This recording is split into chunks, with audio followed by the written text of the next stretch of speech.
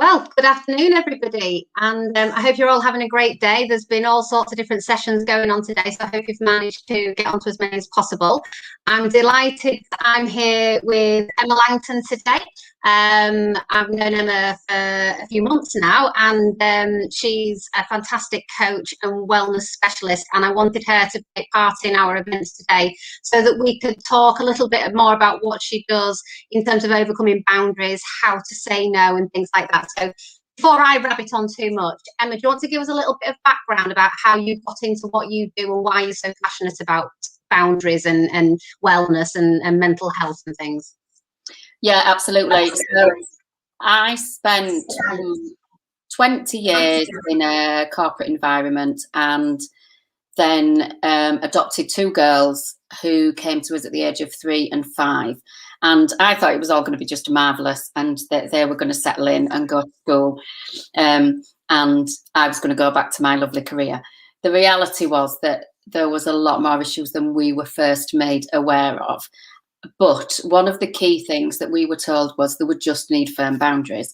And bearing in mind, I'd worked in director's office environments, and I thought, I can do firm boundaries. I've run board meetings. It's a male-dominated environment. I can keep it on track. I can do boundaries.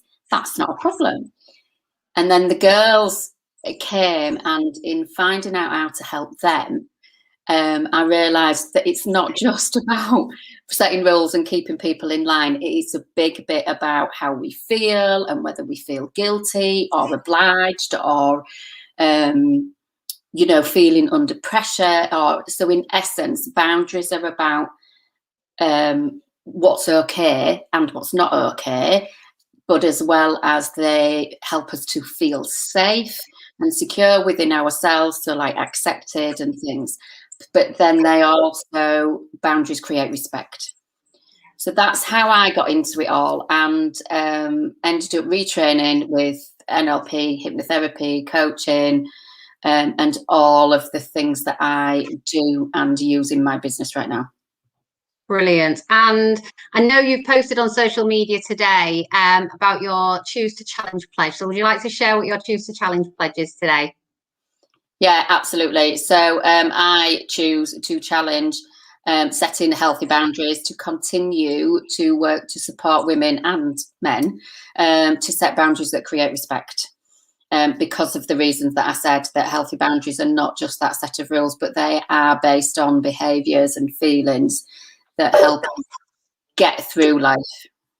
Yeah. And I mean, for me, I think boundaries can be so many different things. I think sometimes people assume that boundaries can be physical boundaries, but actually a lot of the time it can be mental boundaries, can't it? And you don't necessarily know that they're there impacting your life, do you? No, absolutely not. We do loads of things in the way that we react to people, the way that we respond to people and situations. We do so many things kind of automatically, really, which is where, some of my training in the kind of neuroscience and the hypnotherapy stuff comes into play. So we, as a perfect example, we all have different ways of making our cup of tea. And we'll make it in different ways for different people. And some, will make it in a pot with the tea leaves, and some it's the milk in first, etc. But our way is just what we know, and we don't think about it until somebody starts and has that discussion with us. The same is said for the way that we are treated, or we allow other people to treat us, or so are we a people pleaser? Do we always feel obliged? Do we feel guilty? So it's about a bit like the cup of tea is about sort of personal taste or what we've learned. Boundaries are also that. So in our early experiences, what we see, what we hear, what we learn from the things that people say and the experiences that we have create the way that we respond or the way that we want to be accepted. So, there's all these lovely phrases and you'll recognise them, and it's terrible when you're a parent because it starts to go, oh my God, am I doing something wrong with my child?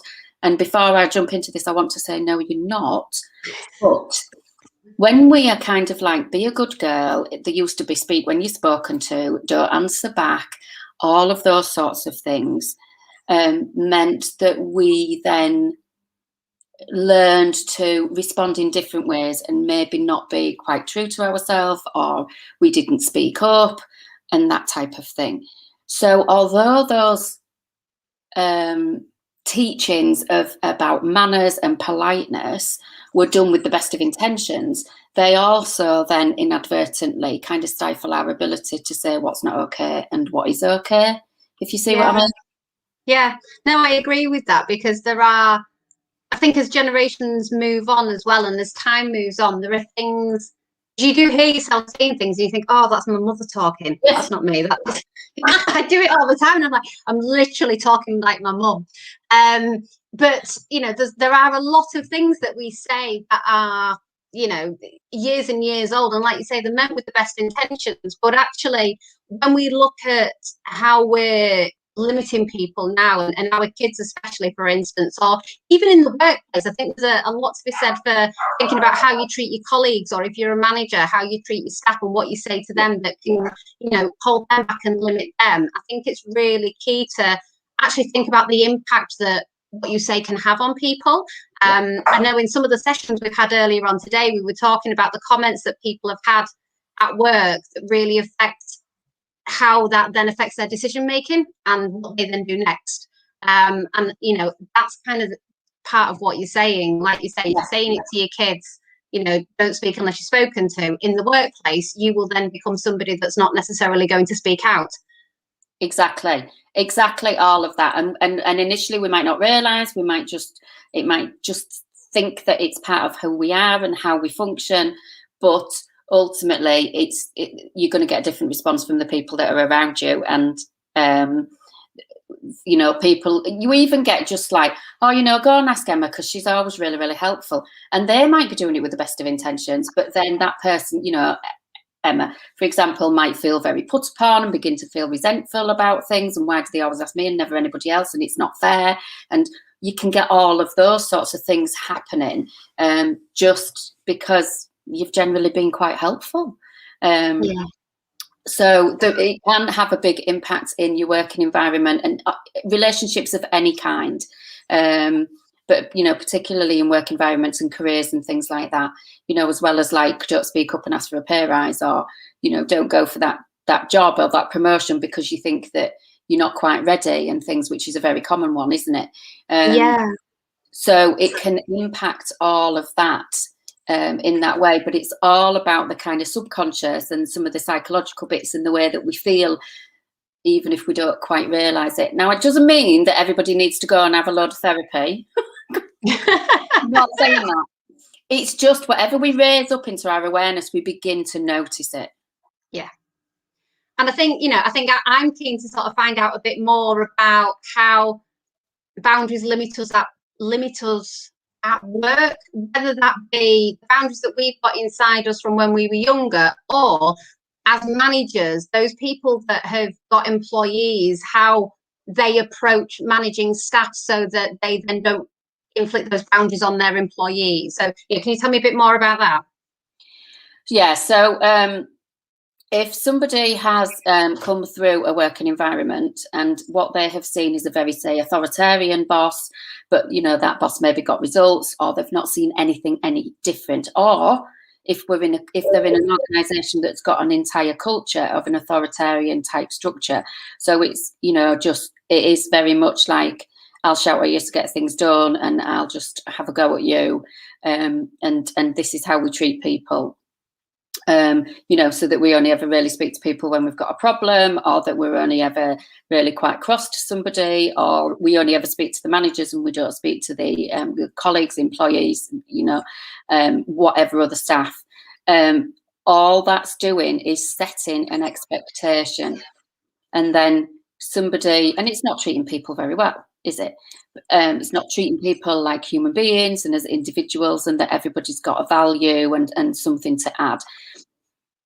But what can happen is that, say, a young person coming through that environment, if they stay with that organisation and they do still exist, I've seen them, sadly. But if they stay with that organisation and rise through the ranks, as a lot of people do, well, we're good at that job, so we'll get promoted.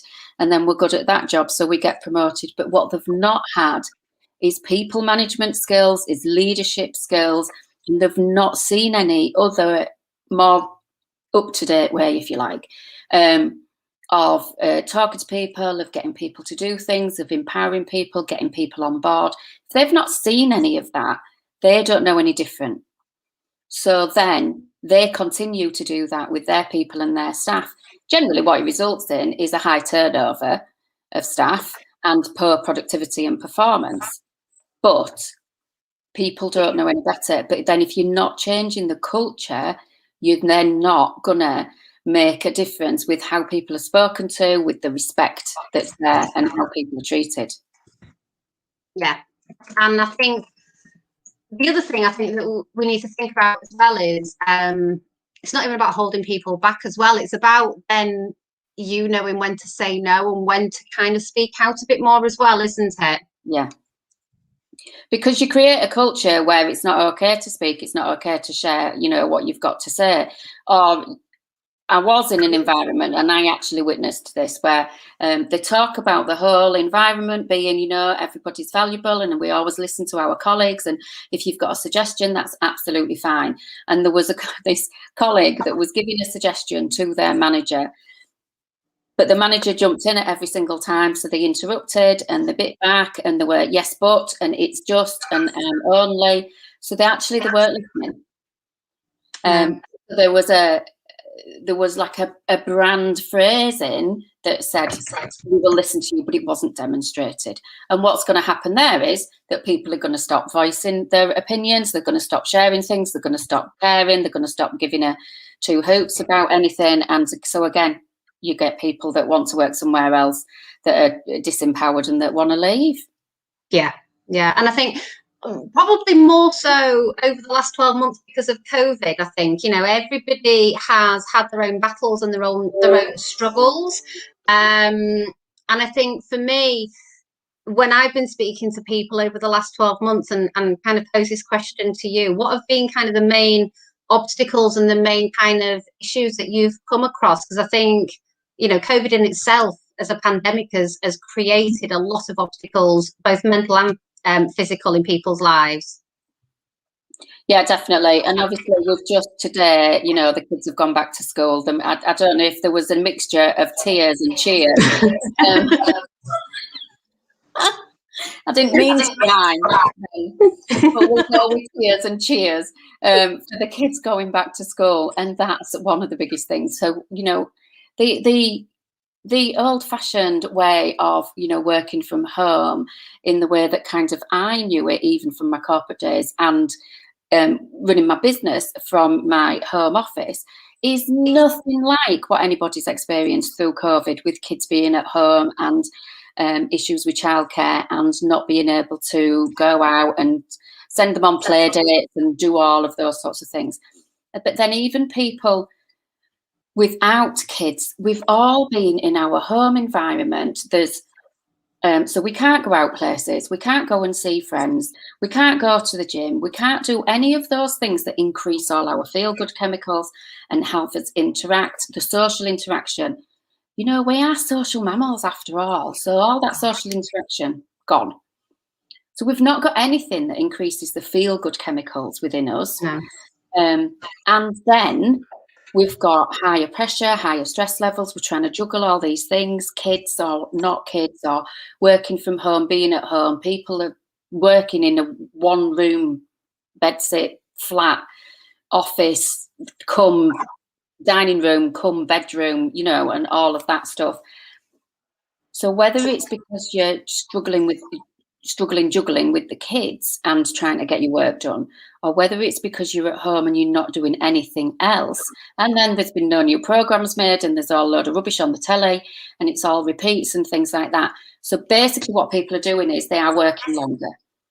They are working into the evening, they are working in the weekends and things, either because they're feeling bad because they haven't got stuff done, or because they're bored and lonely and, fed up, and there's nothing else to do, so I might as well do it. type scenario. So what we've had is a massive amount of blurred boundaries going on over this last year. And then what that does is it leaves people struggling because you're not switching off. You're not switching your brain off. You're not diverting your attention to like different areas of your brain that are going to end up going and doing something else, and give that thinking bit of your brain time to relax and chill out. And I think we've all done that. I know I was speaking to somebody recently, and you know, that as much as the work from home is great, because we have been here to see the kids, we've taken them to school, or we've, you know, they've been homeschooled, they've been with us, and we've had lunch with them. However, it's very easy to not actually turn the laptop off and just sit here, and you break for tea, you break for lunch, and actually there's a big thing where, although we're working from home, we should still have that work-life balance. You should still turn your laptop off at a reasonable time. You should take yourself away. There was somebody I was speaking to recently who said, you know, even though you're working from home, you should still do a commute to work. So one of the things I've started doing is taking my dog for a walk every morning. I haven't started, obviously he goes for a walk every morning, clearly, but I personally take him out and I listen to a podcast. And it's that sort of switching off from being a mum to switching on to working, so that when I come back through the door and I sit at the computer, I've had that commute. And I think it's important at the end of the day to physically turn off as well. So whether you know, go and listen to some music for a bit, listen to a podcast, go and clear your head, walk around the garden a couple of times, or, you know, try and do something, because you've got to still separate your work from home. And I think that's something that a lot of people are struggling with. They love working from home, but they're not doing enough of the home. They're doing too much of the work. Yeah, and that's absolutely. So I've got a webinar workshop that I deliver to organisations, and it was before COVID. It was like a work-life balance type workshop. Throughout COVID, there's a section in it that talks about boundaries, of course, because I love talking about boundaries and they're important. But then I ended up that I pulled that out as its own kind of workshop, being healthy boundaries. And one of the things that I say in there is, when I say to people replicate the office, there's usually a bit of a groan, you know, but then I say, right, okay, so, you know, it's not exactly the office, but think about what your day looked like, what your structure looked like. And yes, you've got you know, what did you do on the way to the office? People had an expectation that people would say, I don't miss the commute. Actually, people did miss the commute, because it was on the way there, it was I'm getting into work headspace.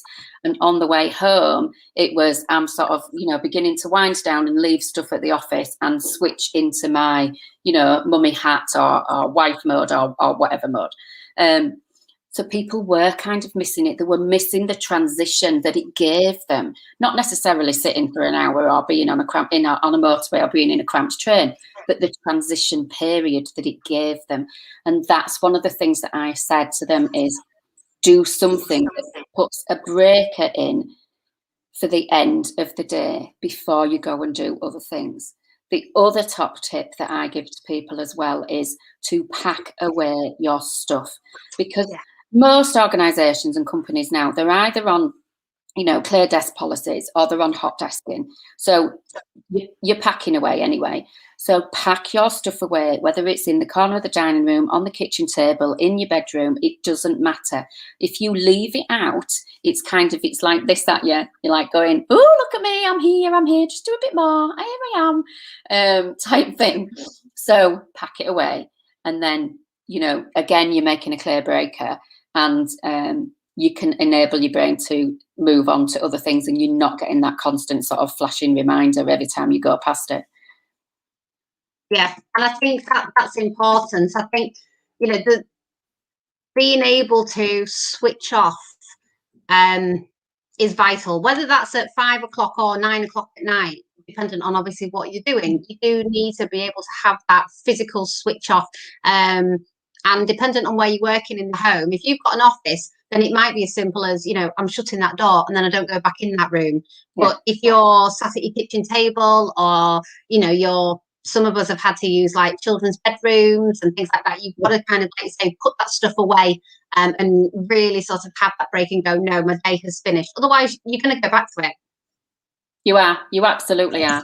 Definitely. You know, and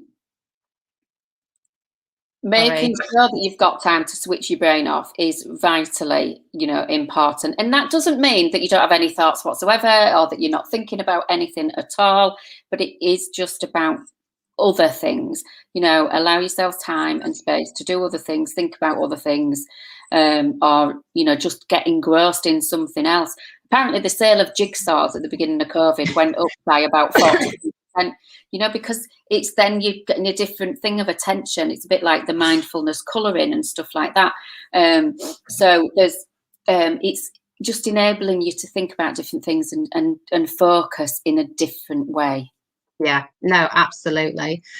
Would you be able to tell me what your other top tips would be to kind of look at the obstacles and kind of looking at wellness and making sure we look after ourselves at the moment?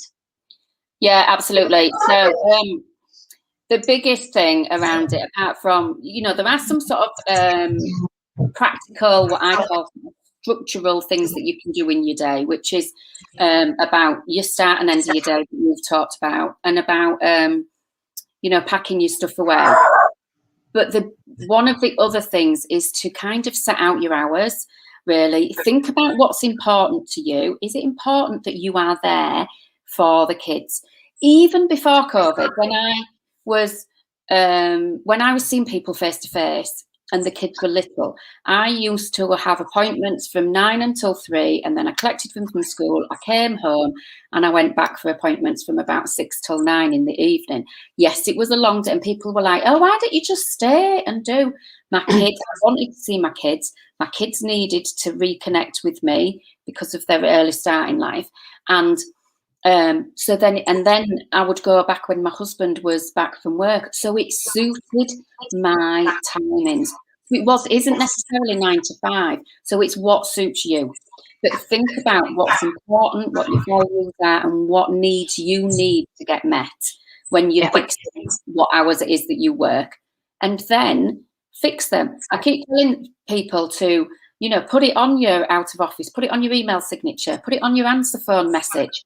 Anywhere, make the technology work for you rather than the technology dragging you in as it's designed to do. So make the technology work for you with putting your messages on and things like that. The next bit really is making sure that you can practice saying no.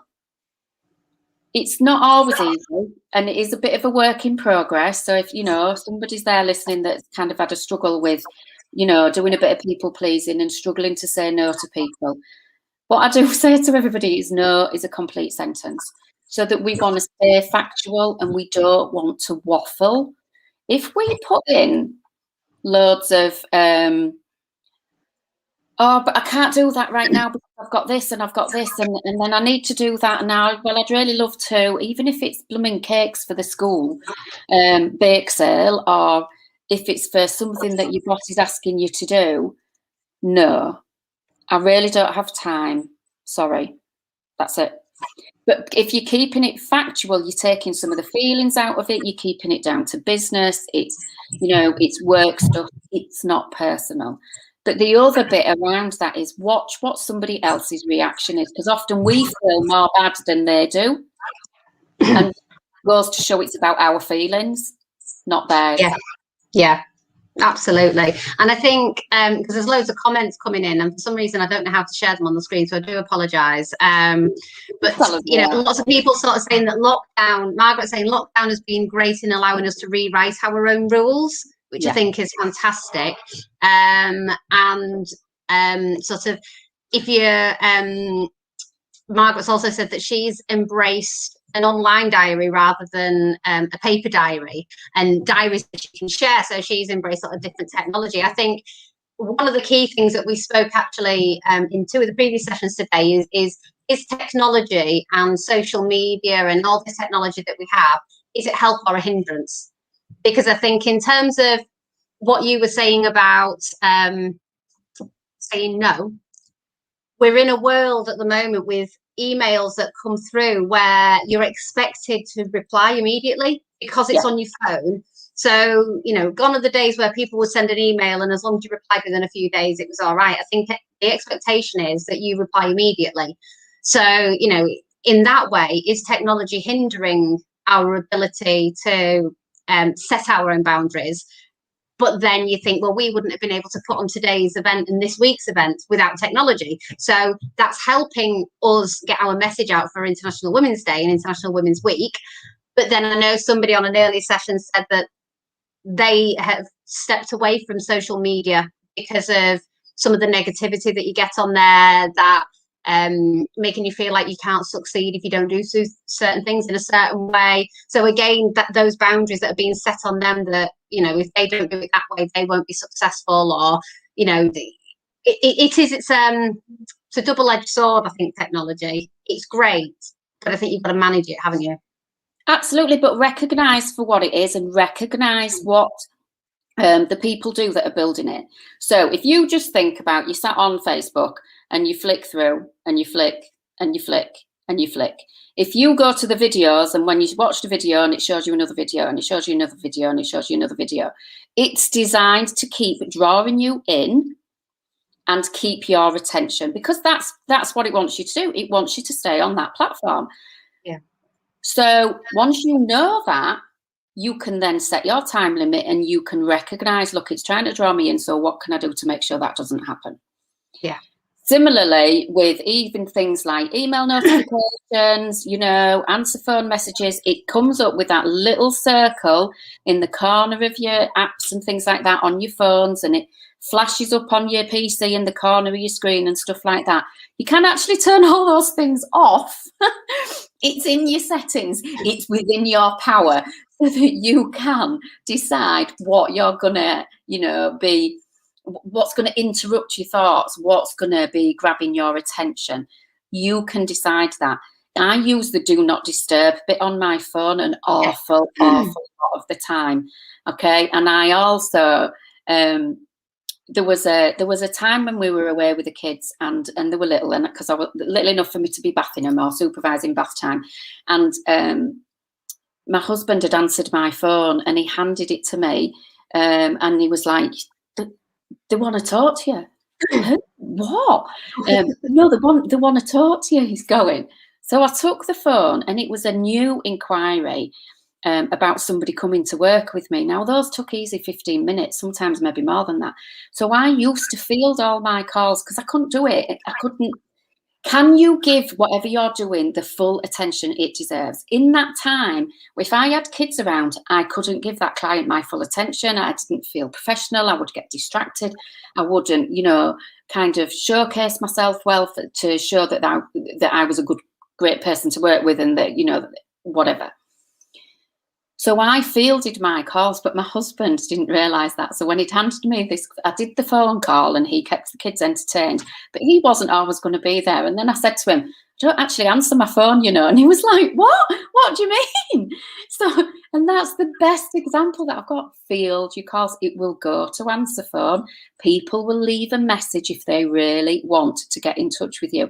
And it's about getting really comfortable, but it's not just about pushing back and being like, I'm being a grumpy bugger or I'm being really rigid here.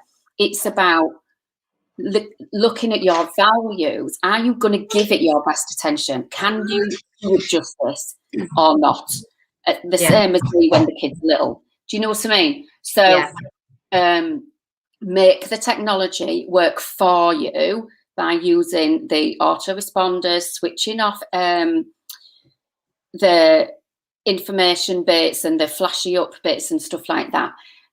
Yes, and Gillian's saying there, I try to be mindful about how my time is spent. Exactly. So recognise it's easy to flick through Facebook and then go, oh my God, that's 20 minutes gone, or sit around in Google or any other platform. Other platforms are available, but you know, it's easy to do that. But recognise what it's doing and then make it work for you. That's the thing. I think the thing now, if you've got an iPhone, obviously different. I don't know what Android does, but I have an iPhone, and it tells me my screen time. which is quite scary sometimes, because I flip between my phone and my laptop. I'll be doing something on the laptop and then I'll flip and I'll do something else on my phone, and I basically use them both concurrently. But I am one of those OCD people that doesn't like notifications on the phone. So I have to try and make a conscious effort not to clear my notifications and get distracted, because, you know, they do say there's two people in the world, isn't there? There's those with a clear no notifications, and then there's those with like 40,000 unread emails, 50 million Facebook notifications. I can't cope with that. But actually, take my hat off to them, because they can just leave them there and they don't deal with them, or they deal with them when they're ready. Whereas I'm too organized. I like things to be cleared off, but I've had to learn that there's a time and a place to do it. So I have to kind of just schedule in time to do that. I think a lot of it now, obviously, I can do on the laptop during the day, so that's fine. But like you, I use the do not disturb. So I have it on from 9 o'clock on an evening until 7 a.m. the next day. So if I'm on my phone, that's fine. But if I put my phone away because I'm sat with the family, then yeah, I'm not going to be looking at your notifications or your messages unless it's an urgent message from a family member. So I try and do that as well, because otherwise you get no break. No, and that's it, absolutely it. But you've recognised the values. I'm spending time with family, you know, and we've got to recognise what is important, what's my priority right now. Yes, your priorities are going to shift through the day and across the week, but what's my priority right now? Where do I need to be spending my time? Where do I need to be putting my effort? What is it that I need to be doing? And that helps us set some of those boundaries that then mean that we get much less stressed, we get much less overwhelmed, because we're not trying to do a million things at once, or we're not sat trying to spend time with kids, but then snapping at them because we're thinking about, oh, I want to do this, this, and this, and it's nipping away at the back of our head. Do you know what I mean? Yeah. So we think about what's that priority right now. And I think, you know, going back to when we were saying, you know, when people don't know how to say no, I'm one of those. I have to make a conscious effort to say no to somebody, because I think I can do it all. And I'll just say, yes, yes, yes, of course I can, and then try and fit it in. But why, how does that come about? You know, because when we were talking about at the beginning, where you said, you know, if somebody says to you as a child, you know, speak when you're spoken to, as an adult, that may mean that you don't speak out. I know a lot of people who will struggle with the no thing. And I mean, I'm in the world of recruitment. So, you know, when you start a new job, you again don't necessarily say no. And how do you manage that in terms of not being taken advantage of? And how does that happen? You know, why do these boundaries happen? Okay, so I'm going to tell you a little story. When I was in the corporate world, I was about 29 years old, and was leading this director's office, and there was somebody, and this just shows the impact of this person. I can't actually remember her name, but I can remember what she did. And we say that a lot, don't we? People remember how you made them feel. And so I can't remember her name, but I know she was based in Newcastle. And about once or twice a week, she used to ring me. And can I just check on so-and-so, so-and-so? And her boss was my director's kind of right-hand person.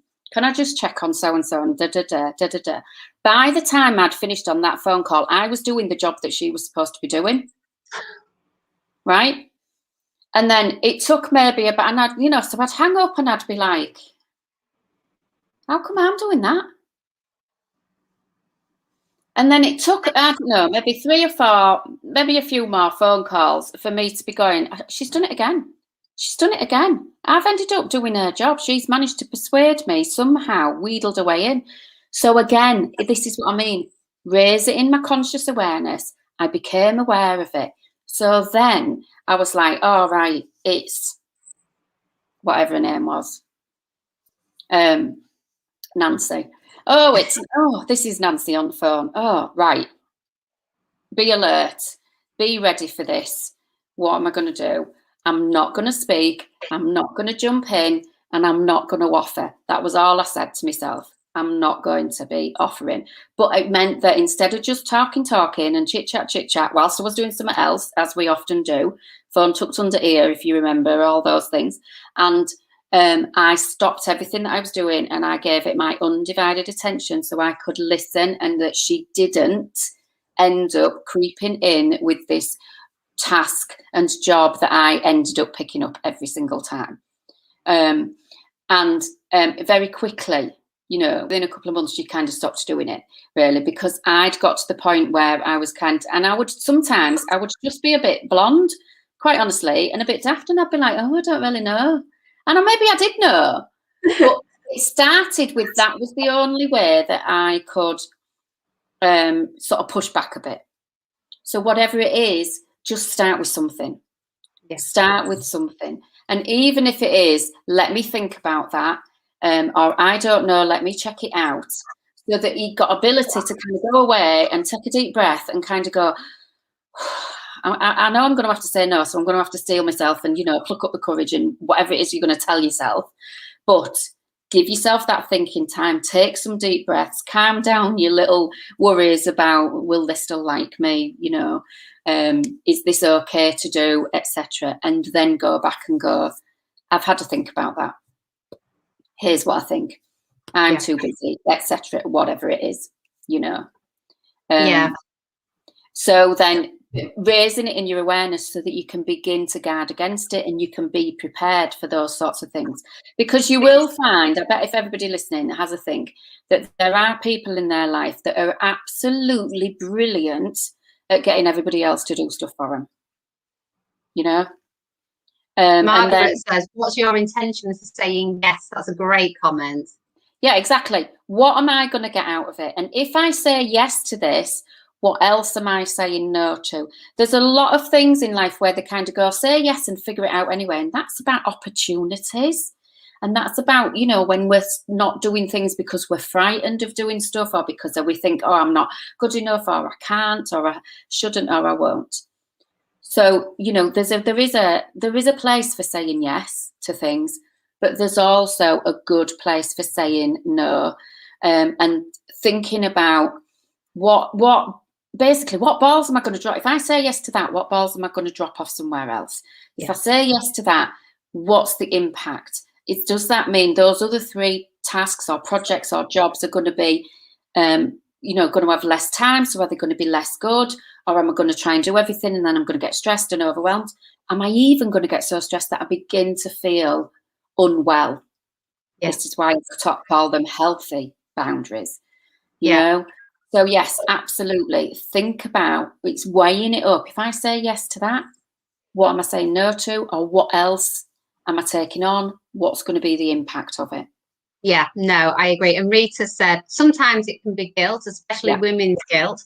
The questioner will push, and she says she thinks it's 3 times on average. Yeah, most people will push back to you 3 times, won't they? So just keep saying no. If you know that no is the right way, just stay firm.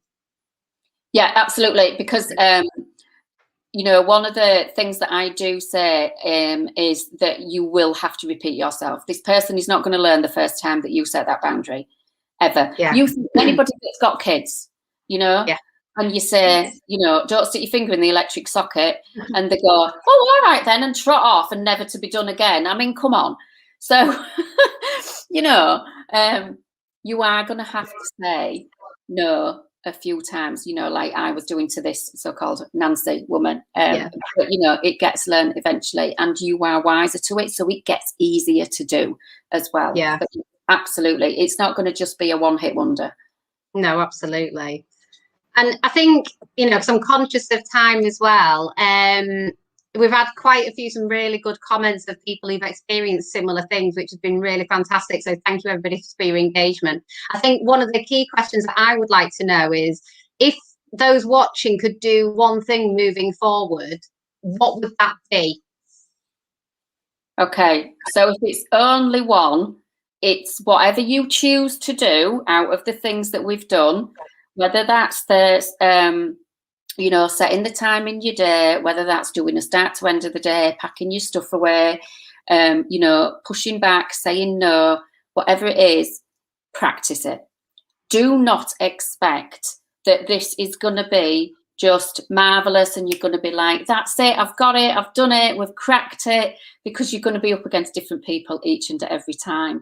So when we think about practicing something, it takes the pressure off trying to get it right first time, so that every time you say no, it will get easier. Every time that you go and pick up your laptop and find yourself doing emails in front of the TV, well, you know, or when the kids want a bit of attention and you go, oh yeah, I'm doing that thing, I'll practice again tomorrow type thing. It's going to be different to the last time. So whatever it is that you decide, choose one thing, but then practice it, rather than expecting yourself to get it right at the beginning. And people won't like it.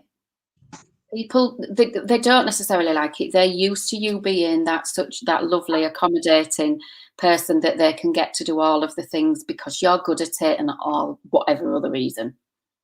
Yeah, no, I agree. And I think the practice is really important, because we're dealing with people and not products, and people are completely different, and everybody works in different ways, and everybody has their own way of doing things. So, you know, you've got to find different ways of approaching it with different people as well. I think, you know, we've got to do this. You've mentioned about the kids, and, you know, I think we have to do this with our kids as well, and set kind of those boundaries with them, and learn to kind of, I suppose, especially at the moment, kind of get your family back on track a little bit as well, because everything's been so up in the air for the last 12 months. So the kids are now back at school, and they're going to have boundaries reset being back at school. So we now have to think about, how do we set those boundaries back at home? You know, there's lots of people that have probably, you know, let the kids sort of stay up late. They've let the kids in their own beds. They've let the kids eat them out of house and home and have a snack every hour, and they're going to be gutted when at school you only get one snack time, you know. So depending on who I speak to, they're like, the kids are kicking off and they get one snack time at school now. They've had one every hour for a year. So, you know, I think sort of having that practice at home as well as in the workplace, and I think it just will help us get more on an even keel, won't it? And, you know, that brings us right back to the very beginning, you know, because when these kids came to me, you know, from a difficult early life, and these social workers said, you know, they just need firm boundaries. Actually, boundaries help us to feel safe. Yeah. Boundaries help us to know what to expect, to know what's okay, and to know what's not okay. And that, whether it's in the workplace, whether it's with our kids, setting some of those boundaries. Now, as a caveat, they don't absolutely need to be set in stone. And you don't. One woman said to me, I don't want to be the guard on the state penitentiary. And I was like, whoa, that's a bit extreme. You don't need to be a guard with barbed wire around the snack box or whatever it is. These boundaries are going to change. They can ebb and flow with whatever it is that you need. They can change from day to day within what the routines are and what's allowed and what's not allowed. But the boundaries do need to be there, because they help people to feel safe. And when people feel safe, they can grow, they can learn, and they can change. And the stress levels and the overwhelm is right down. And, you know, I suppose that's a lot of kind of why a lot of people have struggled over the last 12 months, because the boundaries have all been taken apart. You know, COVID has just ripped everything apart, and, you know, everything that we knew in life, work, whatever it was, has just disappeared. So, you know, that feeling of not knowing what the future holds, and that unsteady feeling that a lot of people have had, is because you've had to reset your own boundaries and rewrite your own script, so to speak, haven't you? Margaret said Maslow's hierarchy of needs. Yeah, absolutely. Within that, we will feel safer when we know what to expect, and we feel like we've got an element of control of things. So, you know, where I've been talking to organisations about what they're doing to look after the wellbeing and bringing people back, I'm like, tell people what to expect. Give people fair warning, tell them it's going to look like this, it's going to be like that, but also tell people if you don't have the answers and if you don't know. Yeah, I think, Margaret said safety and security need to be our solid foundation. I think she's right. Absolutely does. Absolutely. But, you know, and that looks different for different people. But that's absolutely what we need. Yeah. Just generally. Yeah, absolutely. And I think, you know, I think Lindsay's put on here, she says she's guilty of saying yes to everything. I know I've had the capability to achieve the task, but I'm learning when enough is enough. I've been at a point of being too overwhelmed and learnt my lesson. I'm naturally a busy person, busy mind, and can't sit still. This last year has taught me to slow down sometimes. And I think we all need to do that, don't we? Yeah, but doing something else that's, that's sort of, I was saying about creative and not thinking about work and things like that. It doesn't mean that you have to sit still and meditate and be kind of and stuff, but you can find things that are still upbeat and active, but your brain's in a different place, that gives it that kind of rest time. But then you still need to find ways to rest your body as well. So having those boundaries in place reduces all of that overwhelm. Absolutely. Boundary setting with children is vital. Yes, it is. And that's why it was said to me when I adopted these kids, Yeah, no, absolutely. And I think, when we look to the future, as we come out of this pandemic, what things are you looking forward to moving forward? What's your plan? Because as your business, you've had to do everything online, which I think, as a lot of people have already said to us, it's given them greater reach, because they used to just be based locally, and now doing it online, they've got a greater reach, with a larger client base, which is fantastic. So how do you feel your business is going to evolve and adapt moving forward? Are you going to do a hybrid model of online and face-to-face, or what's your plans? Yeah, it'll be a hybrid model. I mean, I never in my wildest dreams thought I was going to do workshops to Dubai and New York, which I did do. I just still prefer to do those in person, absolutely. And I do love doing the workshops and even the coaching in person, and all of it's possible online. So I will pick and choose some of the things that I do.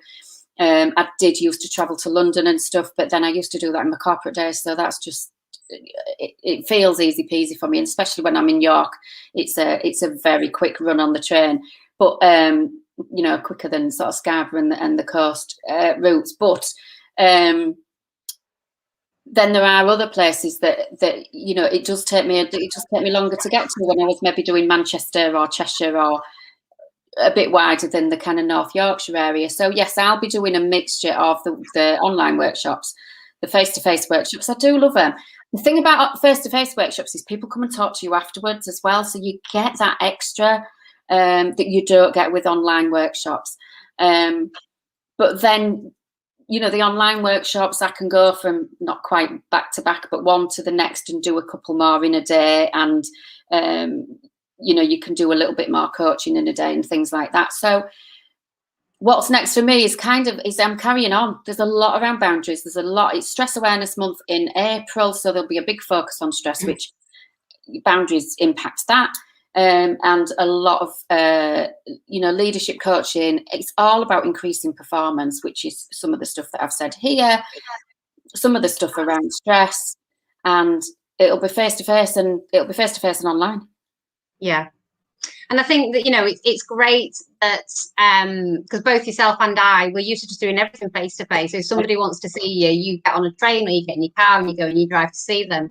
And I think using a more agile model or a blended model of both enables us to be more productive, because, rather than spending half your life traveling and only doing like one meeting or one coaching session in your mind, actually, if you can do some of those online, like you say, you can fit more in a day, or during your downtime, you can get other bits and pieces done. Exactly. As opposed to, I drive everywhere, because usually I've got to nip to different places, and I can't do anything while I'm driving unless, somebody brings me on the hands-free, but I still like to concentrate on the road. So, if you're on a train, it's not so bad, you can catch up. But if you're driving, I can lose a day. And I don't mind. I love going to meet my clients. One of the reasons I do this job is because I'm a people person. I call myself a social butterfly. And that's kind of what I do. I like that engagement and seeing people and, sitting down in their boardrooms, or, meeting job seekers and stuff. So as much as doing things virtually this way, it's been a great second I think there's, like you said, there's time and places when it's relevant and when it works. So we'll have a more blended model, and kind of do a bit of both. And I think that's the new normal for everybody. I think is kind of doing, sort of brings it back to the beginning, really. Do what's right for you, you know, and kind of look at what fits in with your work life, your personal life, and make sure you're as productive as you can be, but not kind of having too much on your workload and too much on your plate. Absolutely. Absolutely that. And they will move and grow and change, as we've said, even, you know, around children and things, you know, but even if you flex some of these things, you know, maybe you get a big project in and you work more hours, and then, you know, but you know it's for a limited amount of time, and it's not going to be how life is all of the time. Or, you know, like you saying, I'm doing a whole day's driving, but then that's not going to be every single day.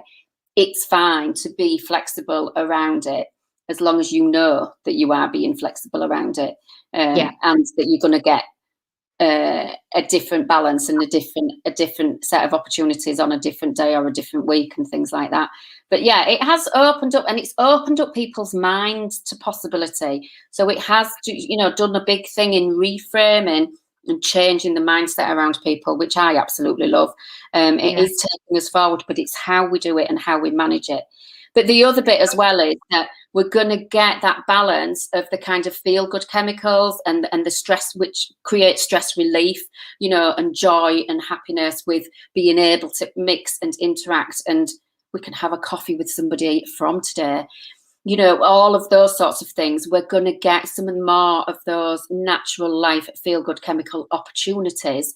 So that's going to help us to feel a lot better, because that's been missing as well. Yeah, and I think, you know, that sort of ties it in nicely, really, because I think it's been an epic year, by all accounts, really, for everybody, hasn't it? I don't really know how to describe it other than epic, emotional. It's been emotional. What's that film? What's that from? It's been emotional. So yeah, I think it's been, you know, turbulent, extraordinary, you know, a lot going on. And I think, you know, listening to your tips and your advice, and, you know, how we can all work smarter and look at the boundaries and when we should be saying no, I think we can all move forward with that, because I think as we go into this new normal, we're going to have to do a bit more of that. I think one of the concerns for a lot of people is that it's going to go back to the way it was. So I think we all need to work, you know, together to sort of set this new expectation of what this sort of new normal is going to look like for everybody, in whether that's work, school, education, home life, whatever it might be. You know, I think we've all got to do that. But I think, is there any lasting comments that you want to leave with us before we wrap this up, Emma? Because I've realised the time and it's flown by, because I could talk to you all day about this. It's so interesting. I could talk for weeks and weeks about it. So. Exactly. Any lasting comments? You know, just keep having a go at it. You know, when we were interviewed for the kids, they said, will you advocate for them? They might need a bit more help. They might need a bit more support. You know, can you stand up and have conversations and advocate for them? And I was like, absolutely, you know, director's office, all of that stuff again. And then when I did advocate for them, it wasn't with schools, it was with those self-same social workers, and they pushed back, and they were kind of like, what are you being like this for? And I was like, so I'm advocating for them, which you asked me if I would do. So I want to leave you with that memory, the listeners, because people will not necessarily like when you do set boundaries, but it doesn't mean that it's wrong. It just means that you are setting those boundaries, and that they're right for you, or in my case, you know, they were right for my kids, which was right for my family. So they are right for you. Okay. And you know, we've already said, yeah, you might have to push back and say no several times, but people don't necessarily like it. That doesn't make it that what you are doing is wrong. Okay. Yeah. Brilliant. Thank you so much, Emma. It's been an absolute pleasure. Really appreciate you joining us today. For everybody else who's listening, we've got another session coming up at 4:15 with Yorkshire in Business, launching their new project, Aspire to Lead. And then we've got lots of more different Facebook live sessions, workshops going on throughout the week. So please keep an eye on Facebook and every other social media channel for everything that's going on. But once again, thank you to Emma for today's session. Thank you so much. It's been an absolute pleasure. Thank you. Goodbye, everybody. Bye.